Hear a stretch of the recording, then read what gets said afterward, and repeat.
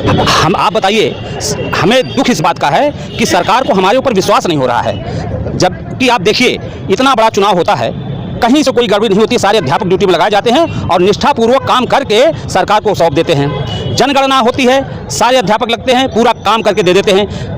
अभी कोरोना का काल आया था, सारे शिक्षकों ने अपने जान की बाजी लगाते हुए सारा काम करके दिया सरकार को। तो सरकार को इतना करने के बाद हमारे ऊपर विश्वास क्यों नहीं है? आप जांच कराइए विद्यालयों की, देखिए कितने % टीचर नहीं उपस्थित होते हैं। टीचर सभी उपस्थित होते हैं, लेकिन सबसे बड़ी समस्या यह है कि सरकार हमारे ऊपर विश्वास नहीं करना चाहती। दुख हमें इस बात का है, जिस सरकार को हमने इतने मन से चुना है, इतने दिलों से चुना है, और मुख्यमंत्री जी तो हमारे बहुत प्रिय हैं, हम लोग तो उनको बहुत। नमस्कार साथियों, एक बार फिर आपका स्वागत है आपके अपने चैनल सुल्तानपुर आवाज़ में। आपको बता दें, सुल्तानपुर नहीं पूरे उत्तर प्रदेश में करीब हफ्तों से शिक्षकों का धरना प्रदर्शन जारी है। आपको बता दें कि अभी सरकार ने बायोमेट्रिक लाकर उस पर शिक्षकों को आंदोलित करने के लिए मजबूर कर दी। हमारे साथ में आज काफ़ी शिक्षक इकट्ठे हुए हैं, इनसे पूछेंगे कि इन जो बायोमेट्रिक है उससे दिक्कत कहाँ आ रही है। सीधे चलेंगे, जो अध्यक्ष हैं यहाँ पे, इनका नाम पूछेंगे, आपको बताएंगे परिचय, सीधे इन्हीं के पास और बात करेंगे। सर जी, क्या नाम? रणधीर सिंह, अध्यक्ष जूनियर शिक्षक संघ सुल्तानपुर। हम ऑनलाइन उपस्थिति के विरोध में आज सब इकट्ठा हुए हैं, परंतु हमारी कुछ मांगे हैं, अगर उसको विचार किया जाए, इसलिए हम लोग विरोध करना बंद करेंगे। हमारे शिक्षा मित्र हैं, अनुदेशक हैं, जो आज न्यूनतम मानदेय पर काम कर रहे हैं, उसकी मांग की गई है, उसके बाद सरकार विचार नहीं करेगी। माननीय मुख्यमंत्री, पूर्व मुख्यमंत्री अखिलेश यादव जी द्वारा 17,000 मानदेय निर्धारित किया गया था, वो भी आज तक अनुदेशक को नहीं दिया जा रहा। सरकार कोर्ट चली जाती है, कोर्ट में सरकार हार भी चुकी है, उसके बाद हमारे अनुदेशक साथी हमारे साथ मिलकर काम करते हैं, पूरा समय देते हैं, उनको भी मिलना चाहिए। अहम रोल रहता है शिक्षकों का, जो है चुनाव वही कराते हैं, उनके जिम्मे पे रहता है, और आप लोगों की समस्या नहीं सुनी जा रही है। क्या लगता है कि सरकार किस तरह से आप लोगों के साथ में व्यवहार कर रही है? अब व्यवहार तो ये जान लीजिए कि बहुत ही गलत है कि हमारा प्रमोशन नहीं किया गया। 2014 के बाद से आज तक प्रमोशन नहीं हुआ। प्राइमरी जूनियर हेडमास्टर के पद पर अन्य भी सभी विभागों में प्रमोशन किए जा रहे हैं, लेकिन शिक्षा विभाग में कोई पूछने वाला नहीं है। एक बहाना केवल बना दिया जाता है कि मुकदमा चल रहा है। मुकदमा कहीं नहीं है, सब मुकदमा खत्म हो चुके हैं। लेकिन 2014 के बाद न तो प्रधानाध्यापक जूनियर का प्रमोशन हुआ, न प्राथमिक विद्यालय हेडमास्टर का प्रमोशन हुआ। सारे पद केवल टेम्परेरी अध्यापकों चलाए जा रहे हैं, और ये इनके द्वारा डिजिटल हाजिरी, डिजिटल रजिस्टर, सब कुछ काम करने के लिए तैयार है। लेकिन हमारी बात तो सुन लीजिए आप, तो समस्या कहाँ आ रही है? सुबह जाइए, हाजिरी लगाइए समय से। हाँ, ये समय से हाजिरी लगाइए, फिर समय से आते समय तब हाजिरी लगा दीजिए। समस्या ये आ रही है। समस्या कहाँ से आ रही है? समस्या ये आ रही है, मैं विद्यालय गया, समय से पहुँचे, कोई बात नहीं, मेरे लिए मेरे घर कोई सूचना आ गई कि कोई बीमार हो गया है या कोई दुर्घटना घट गई, मैं विद्यालय कैसे छोड़ूं?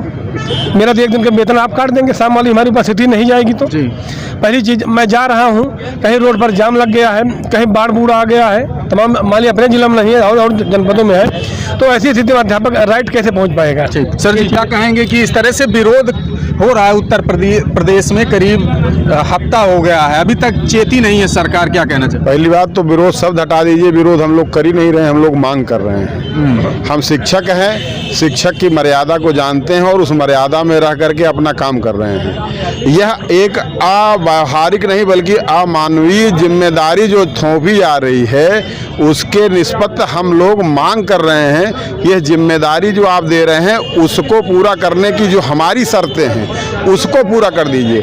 आप तो हमसे चाहते हैं, लेकिन हम क्या उस चीज़ को पूरा करने के लिए हमें क्या ज़रूरत है, उस पर आप गौर ही नहीं कर रहे हैं। गौर करने के बाद छोड़ दीजिए, सुनने के लिए नहीं तैयार हैं आप। जैसे अभी आपने कहा कि आपको परेशानी कहाँ हो रही है, मैं शहर पार कर रहा हूँ, किस चौराहे पे जाम लग जाएगा ये शिक्षक तो नहीं जानता है। अब वो 15 मिनट का आप टाइम दिए हैं, ये कोई उड़न खटोला लेके जा रहे हैं, कोई उड़न खटोला दिए हैं कि हम पहुँच करके वहाँ पे दे देंगे। आप व्यवहारिक स्थिति में धरातल पर आकर के सोचिए कि अध्यापक को कहाँ पे मुसीबत पड़ेगी। वो एसी में बैठ रहे हैं और वहाँ से निकल करके अपने कमरे तक आ रहे हैं, लेकिन उनके सर के नीचे 85% कर्मचारी अनुपस्थित हो जा रहे हैं ऑनलाइन उपस्थिति में। उनके साथ ये क्या कर रहे हैं? हमारा यहाँ का अध्यापक 5 किलोमीटर पर है तो 50 किलोमीटर पर भी है और 100 किलोमीटर दूर जा कर के भी नौकरी करने वाले अध्यापक हैं। ऐसी परिस्थितियों में उनके लिए क्या निर्धारण है कि को कितने बजे विद्यालय घर छोड़ें कि समय से विद्यालय पहुंच जाएंगे।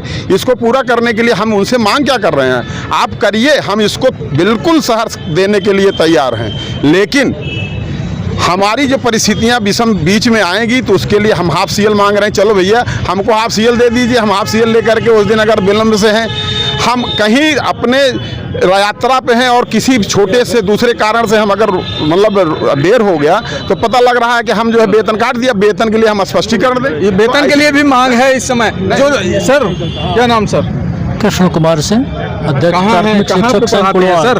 कुड़वार में। कुड़वार में। हाँ, तो जिस तरह से देखा जाए यहाँ पर मांग कर रहे हैं, अभी तक सरकार चेत नहीं रही है, क्या लगता है? आपके बच्चे कहाँ पढ़ते हैं सबसे पहले ये बताइए। हमारे बच्चे सब प्राथमिक विद्यालय से पढ़ के बड़े हो गए हैं, सब सर्विस बड़े हैं प्राथमिक में। बहुत सारे शिक्षक हैं जो कॉन्वेंट में पढ़ाते हैं अपने बच्चों को। ये नहीं, सब प्राथमिक में पढ़े हैं, सब शिक्षक हैं, कोई और विभाग में है, तो बच्चे सर्विस कर रहे हैं। कभी किसान आंदोलन किया था पूरे साल, 1 साल से ज्यादा आंदोलन चला था, सरकार जो है कान में जूं रोएं के उसके कुछ भी नहीं हुआ अभी तक। हासिल नहीं, हम लोग की मांग हो जाएगी, क्या लगता है? हम लोगों का ये आंदोलन चलता रहेगा, क्योंकि इसमें बहुत सारी विषमताएं हैं। जैसे महिलाएं हमारी जाती हैं, शिक्षिका बहनें, मान लीजिए वो 50% ऐसी हैं जो 3 व्हीलर से चलती हैं, वो बिना भारे नहीं चलते हैं, सवारियों को जब लोड कर लेते हैं तब चलते हैं। हमारे शिक्षक बंधु जो हैं वो भी सब नहीं बाइक चला पाते हैं, जो दूर दराज से आ रहे हैं वो बस से आ रहे हैं और ऐसे साधन से जा रहे हैं जो समय से नहीं पहुंच सकते हैं। 1 दिन 2 दिन 3 दिन के बाद हम लोगों की उपस्थिति नहीं पहुंचेगी, हम लोगों को वेतन काट लिया जाएगा। हम लोग शिक्षक हैं और गुणवत्तापूर्ण शिक्षा भी दे रहे हैं, निपुण बच्चों को निपुण भी बना रहे हैं। ऐसी स्थितियों में हमारी जो मांगे हैं उसको मान लें, हम लोग धरना प्रदर्शन जो भी चल रहा है सब समाप्त कर देंगे। क्या अध्यक्ष हैं सर, क्या नाम? हरकेश कुमार, कुड़वार ब्लॉक अध्यक्ष जी सर। हम लोग 2013 से हम लोग की नियुक्ति हुई है, उस समय हम लोग का मानदेय 7,000 पे हम लोग काम करते थे, और आज तक लगभग 2017 के बाद 2,000 हम लोग का बढ़ाया गया, 9,000 बढ़ाया गया है। 11 वर्ष हो गया। उस 9,000 में हम अपना परिवार, अपने माता पिता को, अपनी बीवी को, अपने बच्चों को किस तरीके से उनका पालन पोषण कर पाएंगे। आज जो कंडीशन है, अच्छा जो नियुक्ति हमारी हुई भी थी लगभग 40 से 45 किलोमीटर दूर है, अगर हम घर से निकलते हैं तो आधा से ज़्यादा मेरा तेल में ही खर्च हो जाता है। अब बीच में कहीं दुर्घटना हो गई तो कोई पूछने वाला है नहीं। वो इतनी बड़ी समस्या हम लोग के लिए है कि मैं निवेदन, क्या चाहते हैं फिर, क्या होना चाहिए? हम लोग सर हाजिरी के लिए हम लोग कोई इसमें वो नहीं है, हम लोग तैयार हैं, लेकिन हमारी कुछ समस्याएं हैं। हम लोग का वेतन बढ़ाया जाए, समान कार्य समान वेतन किया जाए, हम लोग को मौलिक सारी चीज़ें मिले जो एक कर्मचारी को मिलता है, हम उसके खिलाफ नहीं है। क्या कहेंगे सर, क्या नाम सर? मेरा नाम हरीश है, मैं यूपीएस संगना कॉल में सहायक अध्यापक हूँ और वर्तमान में इंचार्ज का काम कर रहा हूँ। जिस तरह से आप लोग मांग कर रहे हैं करीब हफ्तों से, करीब हजारों की संख्या में कल शिक्षक आए हुए थे, ज्ञापन सौंपा है। देखिए ये सरकार जबरदस्ती, मुझे लगता है कि शिक्षा का निजीकरण की तरफ इसका ध्यान है। हम लोगों को किसी तरह नकारा घोषित करके तरह तरह के जो दबाव बना रही है। हमारा सारा अध्यापक इसको अपने कर्तव्यों का ज्ञान है। दुनिया का सबसे बड़ा गुरु शब्द जो है वो चाहे टेलर का गुरु हो, चाहे मोटरसाइकिल बनाने का वाला गुरु हो, शिक्षा निजीकरण की तरफ सरकार करने का मुझे लगता है कि ये कहीं न कहीं जो जितने भी ऐप हैं वो जबरदस्ती कहीं न कहीं उस पर ध्यान है। और हमारा अध्यापक ये अपने उन भविष्य के 100% भविष्य के ये खतरे को समझ रहा है। आप समझिए कि हमारे लोग पूरी निष्ठा ईमानदारी से हाजिरी देने के विरोध में नहीं है। इनकी जो मौलिक समस्याएं हैं ये सारे कर्मचारी शहरों में क्यों नहीं इनका वो कर देते हैं? अच्छा अरे करीब जिला 80 किलोमीटर है पूरे मिला के, तो हाँ, तो दूर वालों को अगर थोड़ा सा सहूलियत दिया जाए, मान लीजिए क्रॉसिंग पड़ गई, उनकी गाड़ी पंचर हो गई, मान लीजिए कोई तबीयत खराब हो गई, अब हमको छुट्टी नहीं मिल रही है, तो कुछ जो मौलिक समस्याएं हैं, संगठन जिसकी मांग कर रहा है, संगठन की मांगों को पूरा करे सरकार। हम डिजिटल हाजिरी देने को तैयार है। क्या कहेंगे दादा, क्या नाम है आपका? मेरा नाम सुनील कुमार यादव है जी। कहाँ से हैं? सरकार तो आपकी है, धनपतगंज में, धनपत में सरकार तो अपनी ही है, सरकार तो सभी अपनी होती है। हाँ, आप क्या जानना चाहते हैं? जिस तरह से आप लोग की मांग हो रही है जी तो उसमें समस्या जो है कि बहुत सारे ऐसे देखा जाता है कि हजारों की संख्या में कल ही विरोध किए, सुन नहीं रही है, ये क्या समस्या है सर? दरअसल हम लोग सर डिजिटलाइजेशन का विरोध नहीं कर रहे हैं। ये तो बिल्कुल गलत बात है कि हम लोग डिजिटलाइजेशन का विरोध कर रहे हैं। हम आप बताइए, हमें दुख इस बात का है कि सरकार को हमारे ऊपर विश्वास नहीं हो रहा है। जबकि आप देखिए इतना बड़ा चुनाव होता है, कहीं से कोई गड़बड़ी नहीं होती है, सारे अध्यापक ड्यूटी में लगाए जाते हैं और निष्ठापूर्वक काम करके सरकार को सौंप देते हैं। जनगणना होती है, सारे अध्यापक लगते हैं, पूरा काम करके दे देते हैं। अभी कोरोना का काल आया था, सारे शिक्षकों ने अपने जान की बाजी लगाते हुए सारा काम करके दिया सरकार को। तो सरकार को इतना करने के बाद हमारे ऊपर विश्वास क्यों नहीं है?